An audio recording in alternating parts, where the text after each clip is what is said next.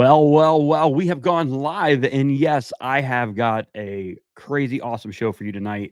I've got one of my good buddies from down south in Florida going to be joining us, Mr. Nicolas Beltran and Tackle Fishing Adventures from out of the canals of the South. And we are going to sit back and relax, grab your drink, and enjoy the final cast.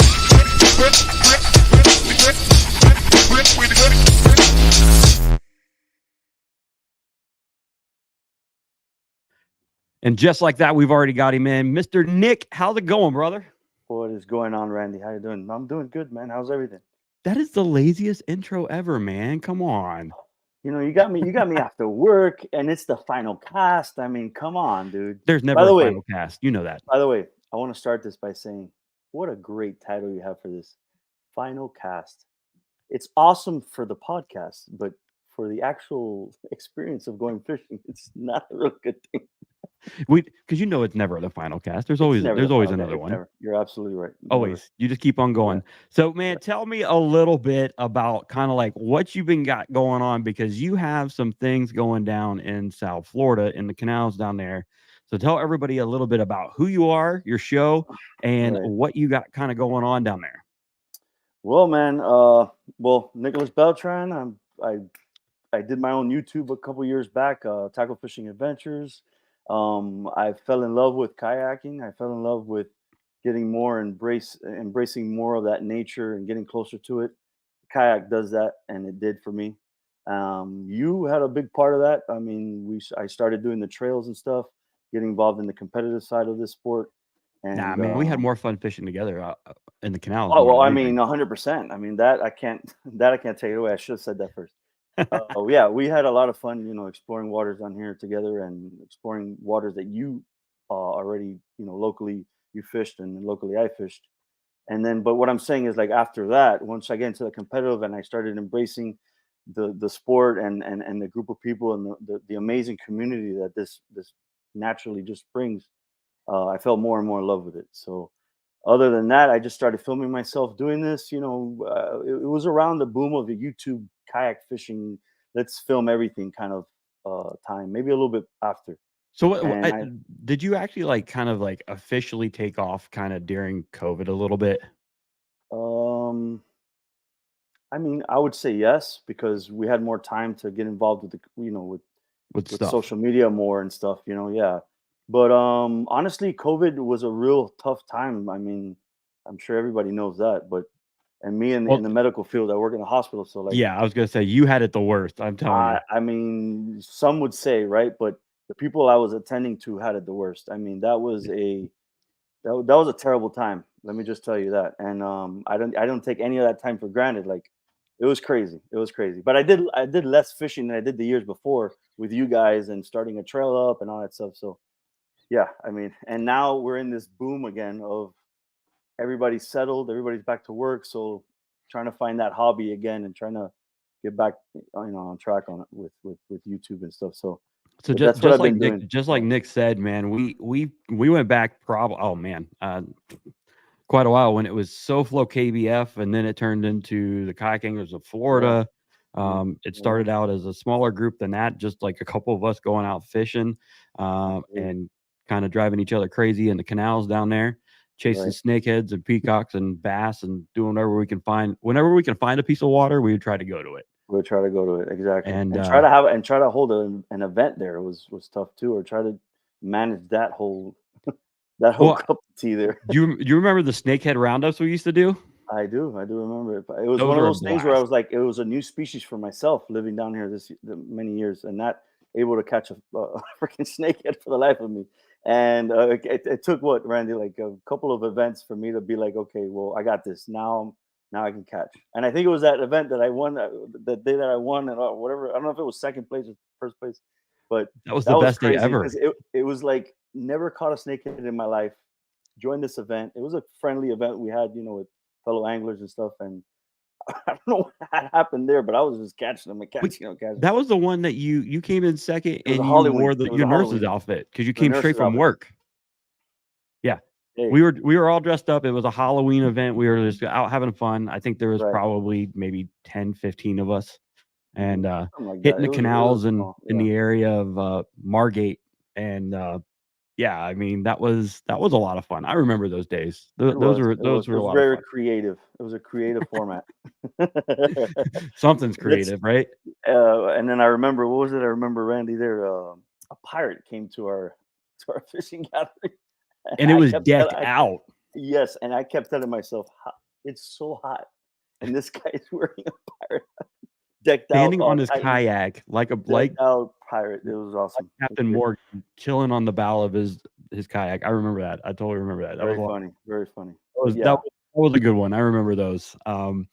Okay, so then we get through COVID, and then, well, I wouldn't say we kind of got through COVID. During COVID, we launched the Kayaking to Florida Trail Series, and Nicholas helped me out there. And tell me a little bit about your experience about kind of like just helping out and being part of tournament trails, man. Well, I mean, it was a first for me. It was a first for a lot of the guys that were on the group, trying to start that up.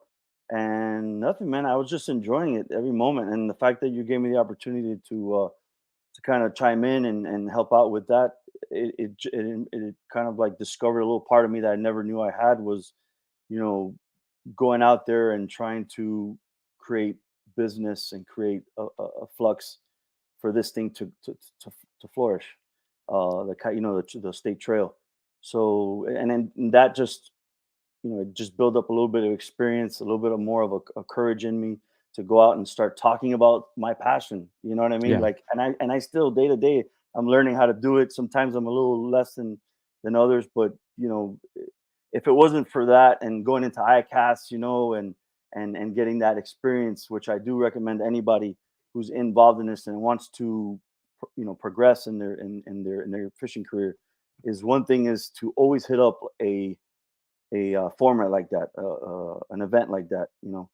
It really did. You took me out there and you're like, hey, threw me out in the woods. Let's do it. And Yeah, I it did. was I the threw you best way. out It was there. the best way. Honestly, it was the best way. Because if not, I wouldn't have never maybe made that attempt or made that step. But that helped a lot with the trail. Well, when I threw you into the wolves and you had to do that interview with Scott Grisby. Was it Scott Grisby? Yeah, was it Scott Grisby? Yeah, I think that was the first one. Yeah, Yeah, yeah. It was. I in mean, the I've live target never. booth. Look, I'm a Cuban in Miami. I mean, I've never gotten to even get close to a professional angler or anything like that. So it was nerve wracking. It was nerve wracking, but look, we did it, and we got a lot of business. We got a lot of those back end heartaches. I'm sure you remember, and you're still doing probably. And What, it was Hardix? No way. yeah, heartaches. No, It's a no. it's a pain. It's a pain to go through that, but it's a struggle that's needed whenever you want to make something happen, and it happened. So we Yeah. did that, and then what else? I mean, we all attended that first trail. It was a great experience. I mean, man, I miss it. I really do. I want to get back into it, but it's missed. It's missed, Well, you know unfortunately. what? You'll always have an opportunity, especially when you things get settled and you finally figure out what's going on, and you Right. get things all worked out where you're at down there. And Hmm. when you finally jump back into it, competitive fishing. It's you have your roller coasters, or your ups, your downs, your lefts and Of your course. rights, your Of your course. learning lessons, and then Yeah, also your heartache. you know this. I learned a lot in that trail. I mean, the bug bit me at the wrong time, you know, but my competitive side was led to blindness, and things are Well, understood. one thing, tell Right. everybody who's watching and or listening on all of our podcast platforms. Right. Tell them and I'm bringing this up because this is Nick knew I was No, going to start hitting you with some hard no, it's questions. it's all right. Go ahead. I So have no tell problem. everybody the one major lesson that you learned during So trail. so yeah, I like the chuckle you did. That was a good intro to it. Um, Basically, amateur mistake. I mean, again, this is my first time in an event like this. Although it was not like a KBF event or any big national type of thing, or countrywide type of thing, it was a But it was big learning for curve us. for It was me. big for It South was Florida. It good was for big for us. I Florida. mean, Yeah. obviously. So I'll tell you what it was. It was a big mistake. It was, getting the identifier correct so that you don't mess up the entire practice and 2 days of fishing to try to find fish, and actually be able to find fish and not be able to have that work for you in the long run. But it happens. I mean, it's one of those things where your excitement builds the most, and you get involved in the whole competition of it, and you just got to check yourself on the door and see what you did wrong and learn from it. And I definitely learned from it, because past that, I've only done more so like online stuff. And I actually did an event about a year ago, I think, or 2 years ago. I don't know. Time has gone by so quick. We did an event in Lake Okeechobee, and it was a kind of like a sponsorship type of event that we did in North Okeechobee. Like And gambler baits or something like that. Something like that. no, Bruiser Baits. Bruiser baits. There you go. Yeah. Bruiser Baits, they hold this event in Lake Okeechobee sometimes. And I got invited, and look at that. I practiced for the day before, and I knew what was going on with the bass.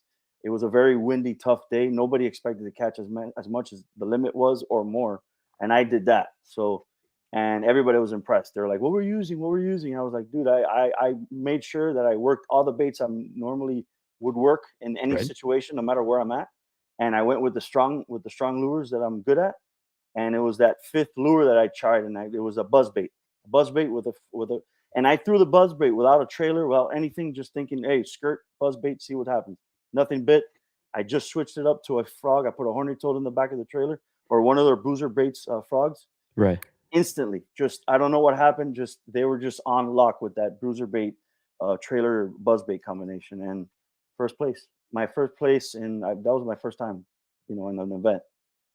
That was awesome, because like you said, you went through the trail in Florida that traveled all over. We fished Lake Okeechobee. We fished a lot of different lakes and waters in the Florida chain, pretty much from Harris Chain all the way down to out west. I mean, Harrison. Well, the furthest that I did was the Swanee River, which, let me tell you, man, that was a great experience, because I've never fished that Swanee River, and catching my first Swanee bass was great. So, these things don't just allow you to be in that competitive side; it allows you to explore waters that you would never explore, kind of force you into it. And I would have never drive there. You know that, Randy. I mean, I live down here in freaking Cuba over here, so like, this is Cuba, and from Cuba over there is like, crazy. It was crazy. Well, I enjoyed every minute of it. You learned a lot through that. And when you travel around and you do a trail that's actually a mobile trail, and you hit a lot of different locations and a lot of different water, and you learn a ton from the anglers that are a part of that trail. So what Nick's saying, two things: one, make sure you always got your identifier correct when you're doing a tournament, and two, check the night before, check the day before. Learn what you can when you go on these trails from bring individuals. A whistle with you. Bring a whistle with you. Well, he had the weirdest thing happen to him when he was out on the water. He actually got like a citation for not having a whistle. Yeah. One person out of everybody that they checked, and poor Nick is the one guy who got like stopped by the Florida wildlife. I came in second that event. It was okay. It was good. It was good. That big bass at Lake Kissimmee was good. It was good. It was Poor Nick has had some crazy run-ins with some crazy things, man. He's got some learning. But I learned, man. It was thanks to those moments, that now when I look back and I think, can I do it? Yeah. You darn sure I can do it, and I can do it right and proper this time. So yeah, just waiting for it, man. It's been a while since I've done some competitive trail, kind of like lake to lake type of thing. So I want to get back into it. I just, I got to kind of like, we're not retired. Like, I'm not a retiree. I'm not like a military guy. So I'm not, involved in the time I need to do all those things. And, it's just right now I'm building a family up. I'm doing all these things. Not to say I can't do it. Just priorities. You kind of have to weigh them. And that's what I'm doing now. I'm trying to keep things easy for me. Well, we've hit our 15-minute mark, so we're going to take a quick break from one of my brand sponsors, and that is the Rogue Company. Make sure you get out there and get that board leash. That's the Titan board leash. Put that on your board, because you know what? Those things cost some money. Or the phone tether, man. Well, the phone tether, too. We did that last week. But yeah, get that board leash. Sit back, relax. Here's a quick commercial. We'll come back with you. Get a drink.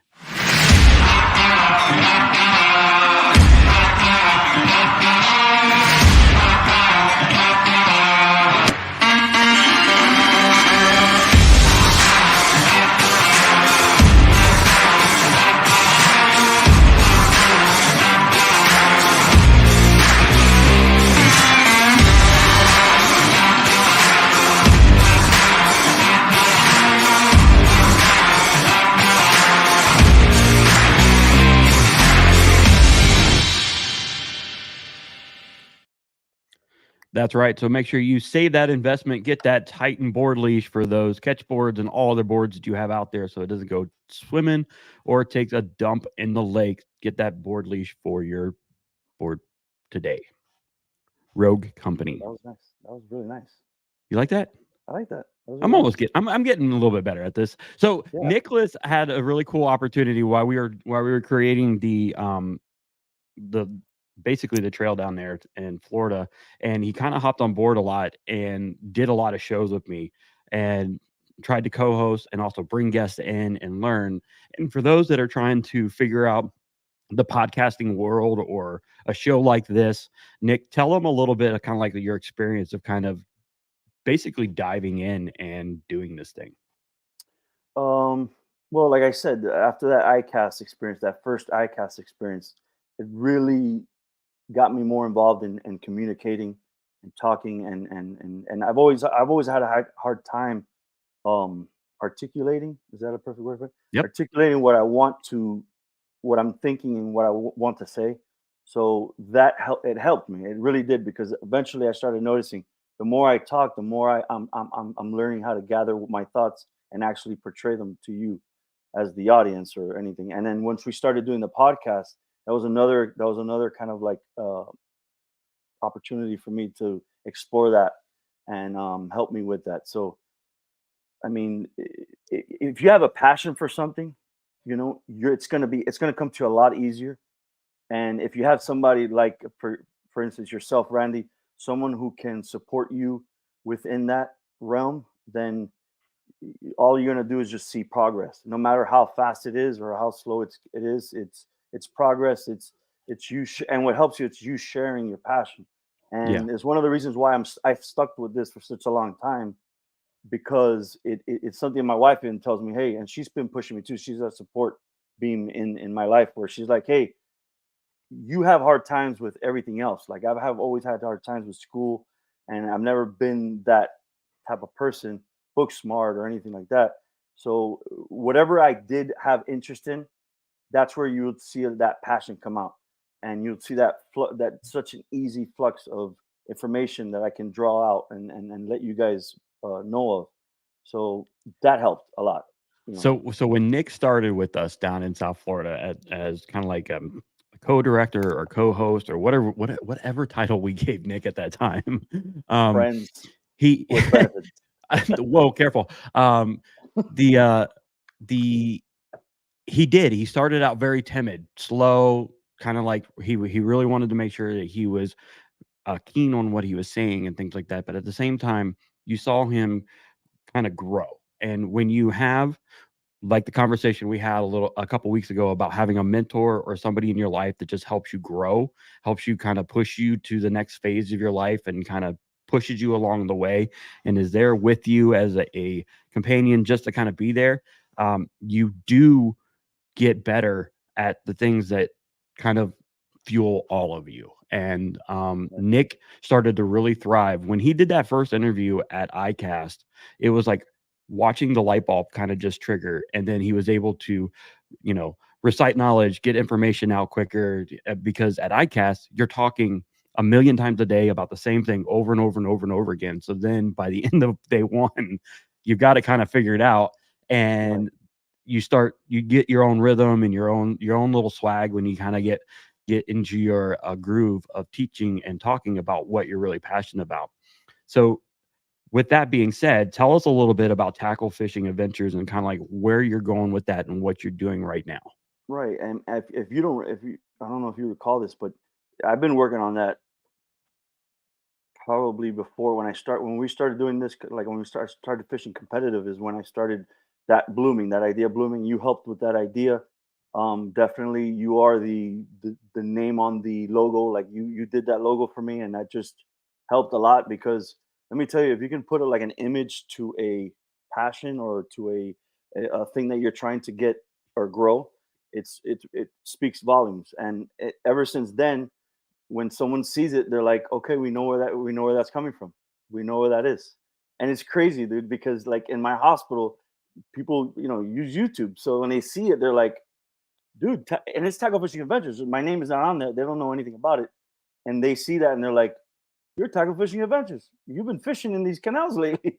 So it helped, and that just gives more confidence in the growth of your content and the growth of your business or whatever it is you're trying to your goal is.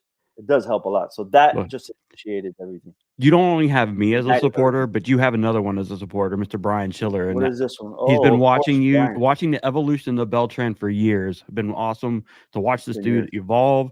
If you haven't been watching him, you missed out. So make sure, just like Brian Oh says, man, thank you. go over to Tackle Fishing Adventures and like and love those pages, because that's where you need to, Appreciate it. like, Appreciate it. if you want to know stuff about Florida, we're going to talk a little bit about that here in a minute. If you want to know Mhm. stuff about Florida and fishing in canals and fishing down south in Miami, maybe you're going after maybe you got a bucket list of peacocks, clown knives, snakehead, bullseye snakehead, something like that. I haven't caught him yet. You're gonna want to make I sure haven't gotten the clown. I haven't gotten the clowns yet, you but you know how to do it. You just haven't caught it yet. it's hasn't I haven't been there yet. But yeah, man, I appreciate that. Thank you, Brian, for that. What was I gonna say? I kind of lose myself sometimes. It's Get okay. myself back. I have to get myself back. So what were we talking about? We were talking Well, about the evolution of where tackle fishing's kind of evolving evolution. to. Okay, so basically, if you look at my channel, you look at my videos. I'm not a guy that likes to. I mean, I don't like to promote myself and say, hey, um, I know everything about fishing. Come to my channel. Let's take a look. Let's take a gander. You know, I'm not like that. I'm learning myself, and I don't think it's right for me to sit here and tell you because there's millions of ways to skin a cat. Now, all I tell my people who want to are interested in my channel, and the people that I've talked to, in iCast and people like that, I've always told them this. I look, if you're interested in the exotics, if you're interested in fishing out, if you're interested in getting into a kayak or interested in look and gathering these exotic fish from a really cool place, just check out my channel. I don't even talk that much. I don't really do instructional stuff. I mean, I do some stuff if you look at my channel though, but I'm more of a this is real time. This is what you're gonna get. This is what you got.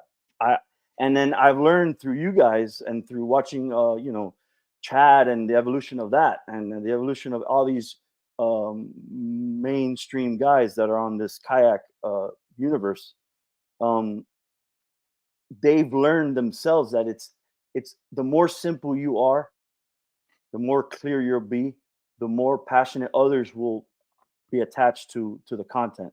Right. And I feel like less is more in that spectrum. Now, there's a lot of backing to it because you gotta have like to compensate for that. And that's where the iCast experience happened. That's where the podcasts are really great sources for you to develop as a person that wants to succeed in this whole content social media avenue. It's and a lot of it too, Randy, that we didn't get to was there's a lot of work.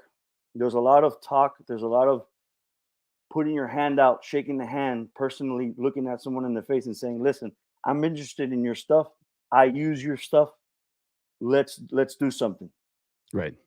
And not a lot of people do And that. it may not happen right then and there. It's It going to might take some not happen time. right there, but Right. not a lot of people do that. A lot of people feel like they can just get that freedom of a relationship. Just I like because I just throw a pole. I go fishing. I know I'm entitled to all this, and it doesn't work that way, unfortunately. Yeah. And that you learn that as you go. So You learned and over the past few years, Nick's definitely learned how to negotiate, how to talk, how to, like, not be necessarily yourself. sell himself, but just sell the overall tackle fishing experience. And Right. when you sit back and you watch Nick's episodes, yeah, he'll talk to you for a little bit. He'll tell you exactly kind of like some of the things that he likes best about his ride that he's in or his yak that he's doing and stuff like that. But when he's out on the water, he's showing you just how to fish, just how to do it. Just go out and enjoy Right. it, and he's Or doing it what your simple. experience could look like, Yep. basically. You know what I mean? Like, and everybody's experience and perception of that exploration of waters and fishing and catching different species and getting involved. Like, let's say you're a person that wants to move down here. What are you going to be seeing? What are you looking for? Perfect. What a better video to look at than someone doing that. You know what I mean? So tell It us does, right now, you've been down in the canals out there. I've been watching you a little bit. You've been right. trying to get on the water when you can. Tell us a I little have. bit about what you're catching them on and what you've been catching hot right now.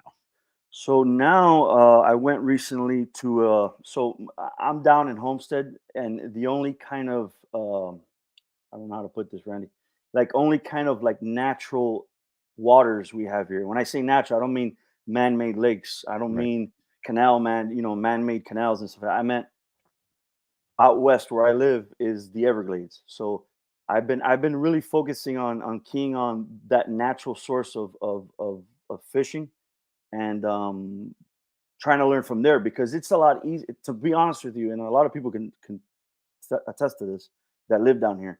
It's a lot easy to go to these canal systems and these man-made lakes that are kind of closed in, and there's no fluctuation of water, no current and all that stuff that you have to deal with, and and thrive there. So I'm I'm with the body of water I can work with, to try to get and adapt to the body of water that people up north, and these big fisheries like the Kissimmee chain and Mhm. Okeechobee.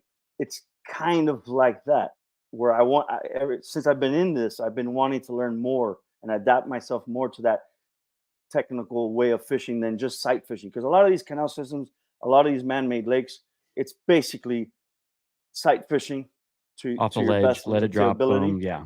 Right. Yeah. You know what I mean? Which I'm not dogging that aspect, because that I enjoy that as much as I enjoy going out there and catching that big lunker in the very mucky water. You know what I mean? But or in those big lily pads and hyacinths and stuff like that. But clear water, man. I went the other day and I did some bank fishing, which we used to do. Bank fishing is one of my favorite things to do, other than the kayak. And sometimes it's even better than the kayak in some aspects, in some places you can get into. But nothing, man. I mean, you know this, Randy. I mean, peacocks here. I get this question a lot: is, hey, what time is the best time to go catch peacock? I always tell them, listen, Anytime that has well, a minute in it. anytime that has a minute in it, honestly, because we have that experience. We know this, but someone who's coming from somewhere else is probably not going to have that ability to do that. So I tell Right. everybody, listen, any day of the year, you come in here at noon, eat your breakfast early. Eat your lunch early, get to a canal system, anything that has structure, throw at it, and throw Yep. at it with a fast paced, a wrap, an X wrap, anything that shines, that brings some light, and get to them. If they're deeper in the water column, you're seeing deeper in the water column, you got to use a deeper bait. If they're in Mhm. the middle column, use a middle bait. You know what I mean? So it depends. But peacocks haven't been something I've been catching a lot lately. Honestly, I've been out there in the Everglades trying to do that. But So for instance, we have individuals that are in West Virginia, kind of like all over the place, kind of watching right, right now. Give them a brand that you would say that would be best. Like for me, I use the Rapala Ghost Shad. That was go my to, favorite. go to. Yeah, I mean Yeah, that's a go to. I mean, I hate talking brands because I pretty much use. I mean, everything. I'm a Walmart shopper. I've always been a Walmart shopper for fishing, and that's just the honest truth of the matter is. Now, if I want to use a bait that I have learned to use, and it's a very specialized bait, and I know it works, one of them is definitely a band of anglers, the hyperlastic dart spins. Ever since I used that lure, I'm a budget angler, so yeah, it's a little expensive, but it goes a long way. Right. Hyperlastics lures are very, very tough, durable lures, soft plastics rather, and they have a little spinner bait. They have a little spinner at the back, and you can get them in different sizes. You got 2 inch, 1 inch, 3 inch. You can get them as more as like 4 inch and a half. I think, Randy, for those big Yep. tarpon. When you're out Crying there out loud. saltwater fishing, you got those big. You could drop shot it. You can use it many ways, and I like it because it's versatile. So you can use that in these banks where there's a lot of structure and a lot of grass and stuff, and catch you some good big snakeheads. Peacock bass love it. I mean, you have to expose the hook a little bit more, but yeah, I mean, lures like that are specially, and those are things I don't get all the time. But when I do have them, I have them for a long time. Yeah. But yeah, rattle traps, man. Bill Lewis. What is it? Bill Lewis. Yep. Am I right about that name? I'm not sure if I'm right with the name, but those are If you know a pastimes rattle for me. trap, it's a rattle trap. It's okay. Those are pastimes for me. Crankbaits, anything that you can get them to get agitated, because these are creatures that love. They get pissed off, if I can Mm. use that term here. Yep. They get pissed off, and if you're sight fishing, throw at them, do a little cat and mouse type of game, and you'll catch them, and you'll have a peacock in your hands, eventually. So very fun. Okay, so now you said you're kind of going out in the Everglades, and in the Everglades, it's like the wild wild west out there. Like Oh it's a yeah. lot, it's untouched. A lot of the areas you're Hmm. kind of going through. More Um, dangerous. yeah, definitely very dangerous. You got a lot more fun critters out there. But when you're out there, what are you kind of using? Because you're talking about grass and reeds and a lot of like dead sugar canes and sometimes stuff like that in those Right. areas. So what are you kind of using to get through all that stuff? Well, to your broad question, it's very broad. There's a lot of scenarios where situation. I'm a situational angler. You know what I mean? I have like 6 or 7 rods in the back, and I'm not having time there to sit down and change lures and stuff like that. So I have a rod sets of rods that are particular to a situation that comes abruptly.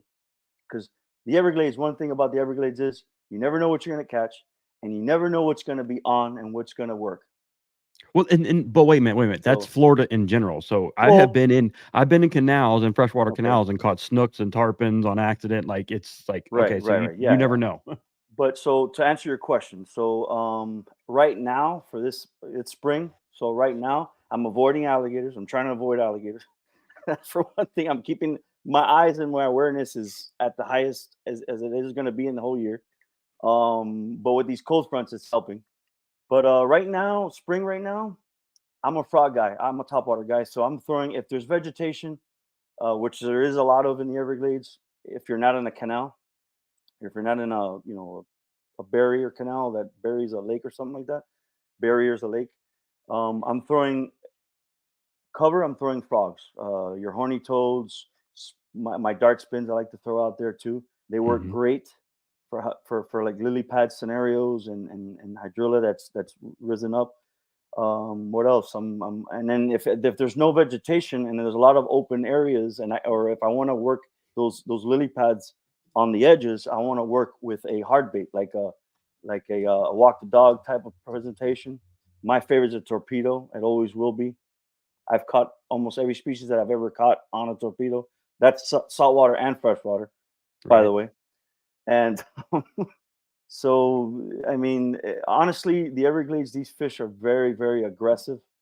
More so than what I've noticed, they're a little bit more aggressive than the fish that are up in Lake Okeechobee, where you've got all these current and more of current and they're a little bit more sensitive to certain weather changes and stuff. Down here in the Everglades, in this marsh, it's always changing, so they're kind Right. of like have to live with that. So these fish are they're almost to me at this time I'm talking about. They're a little bit more energized. They're a little bit more willing to go after the bait, and protect Yes, like their some their fast where they're moving spawning. baits, they're a little bit more willing to go after those. I Right, wanted to bring absolutely. up real quick so everybody can see kind of like what you're talking about, and Yep. that is the dart spin. So that way you can There get a they little go. bit of a look at Right. exactly how this profile is. This is obviously a dart spin that's already pre-hooked, but you can Yep. put your own hooks in all the rest of them. Okay.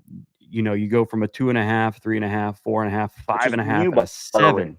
It's only been out for like about I would say 2.5 years. That 2.5 is one of the ones I've talked to Patrick Seville about.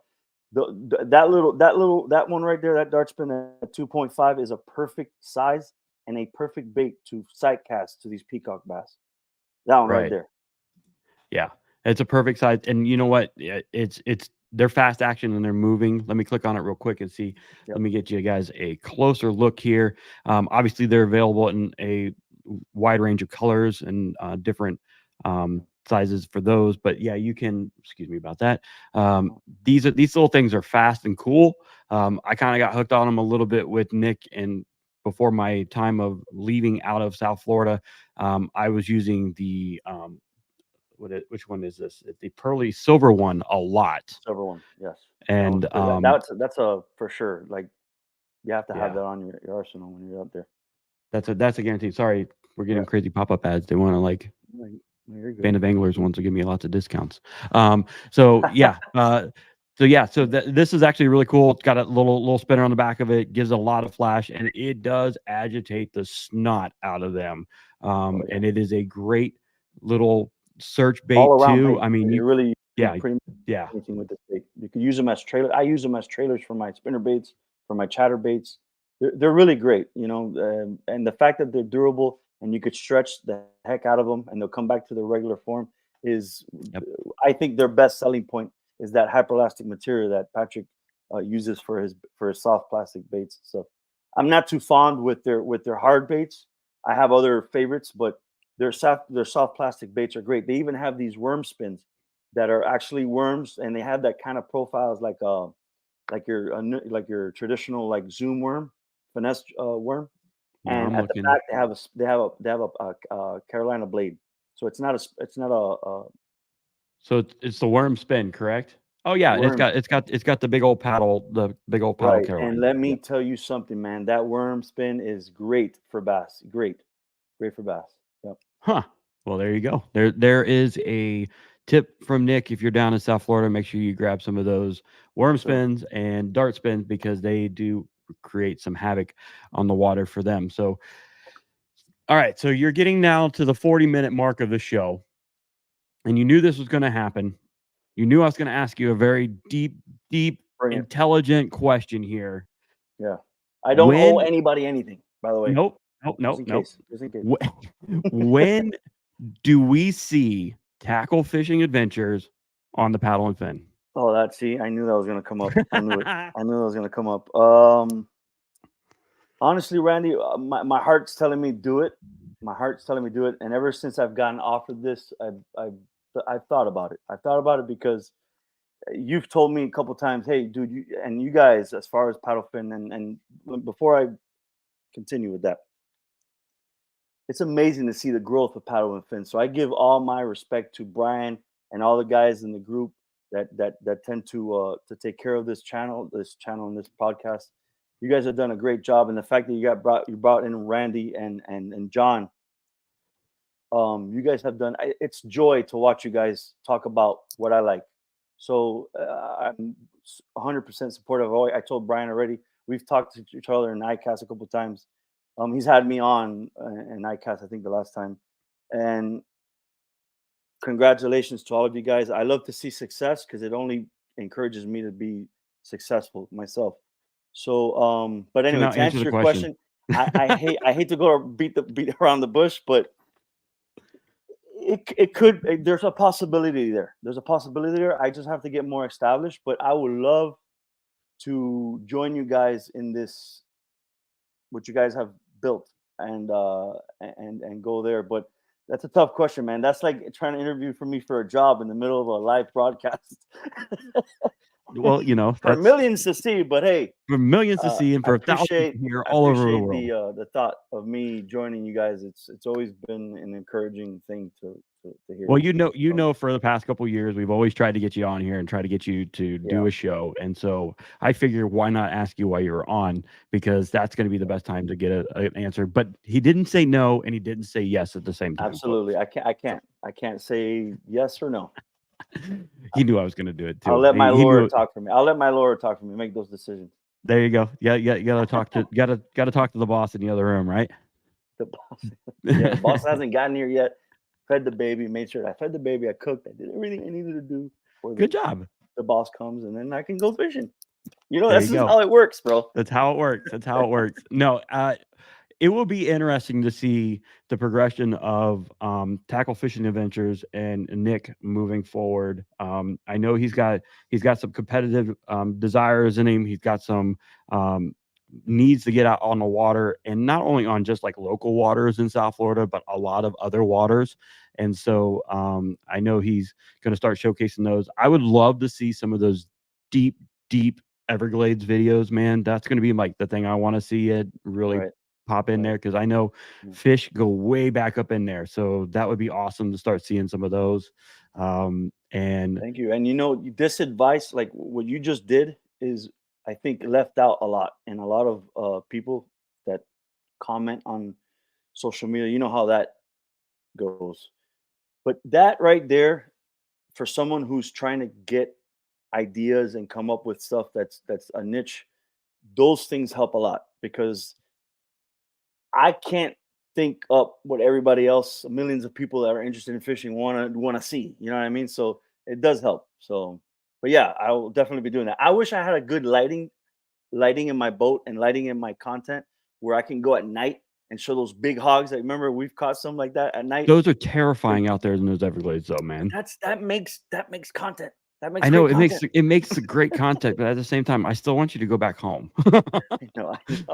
You know, I know. I mean, I know what We goes were on in the together Everglades though. in the We were dark. together. We weren't I know alone. I wasn't alone. we weren't alone, but at the same time, I do know what goes on in the Everglades, and Mhm. some people don't come back.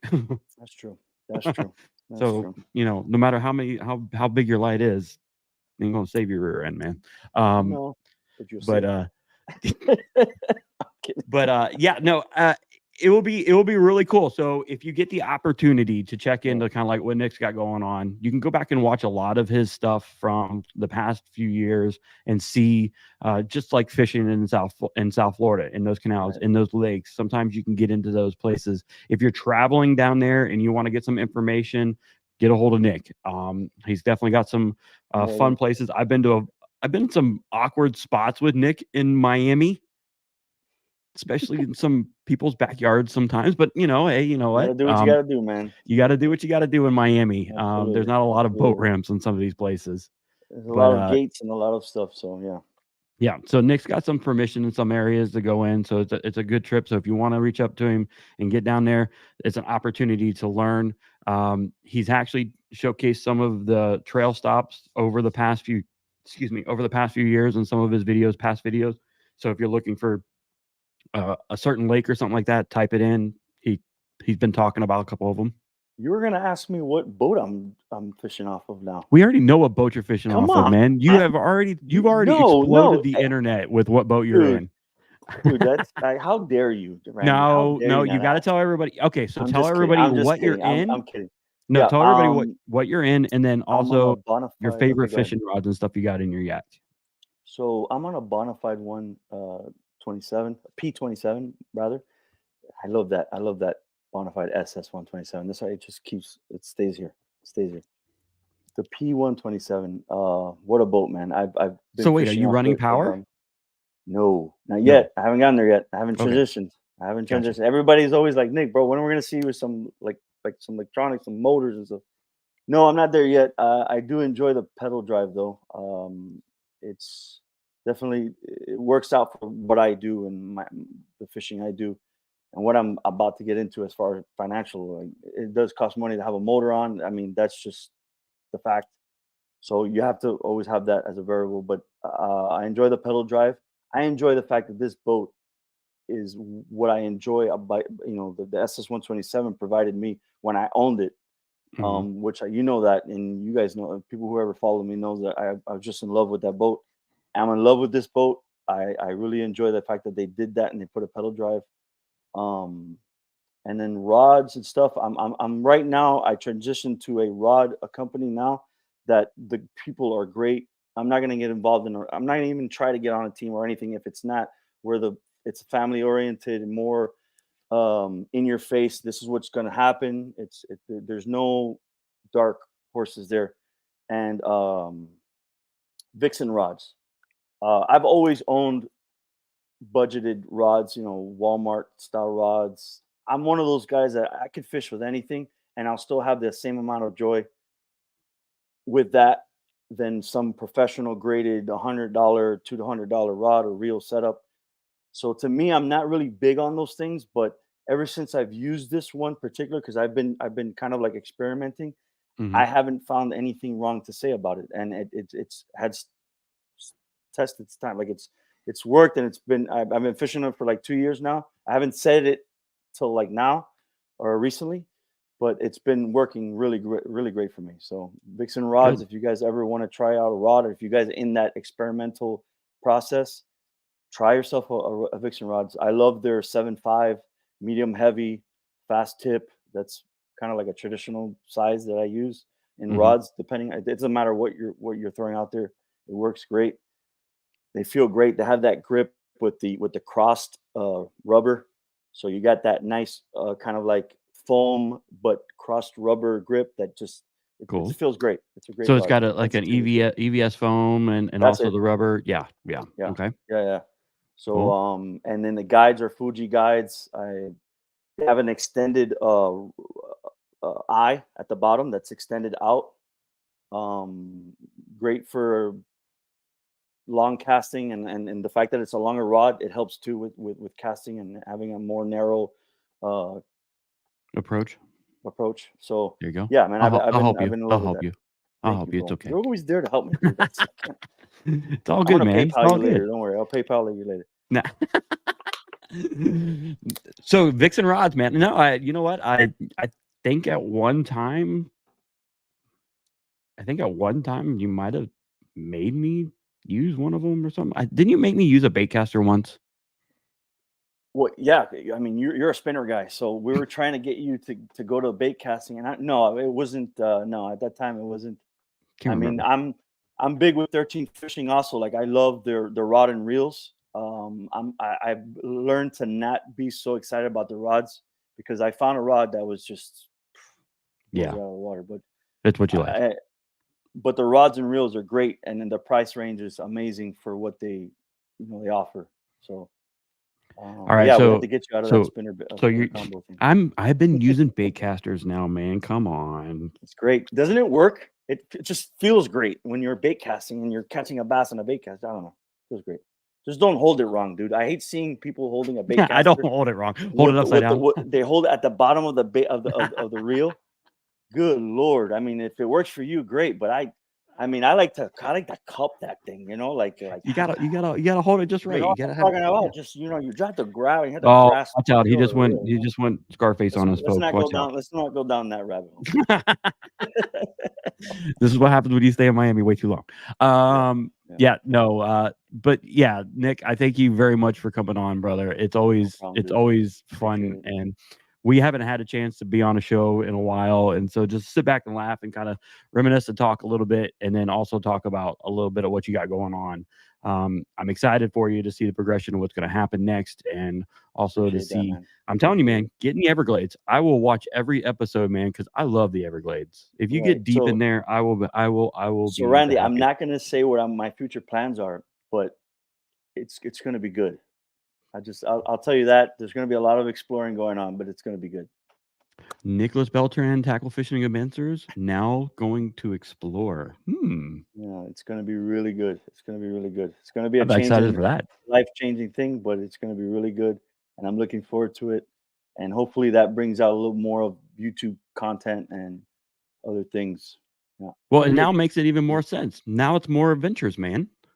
I'm gonna be. You know what, bro? It's more adventures. I'm gonna be at ICAST for a lot more now than ever. Wait a minute, you're gonna be at ICAST this year?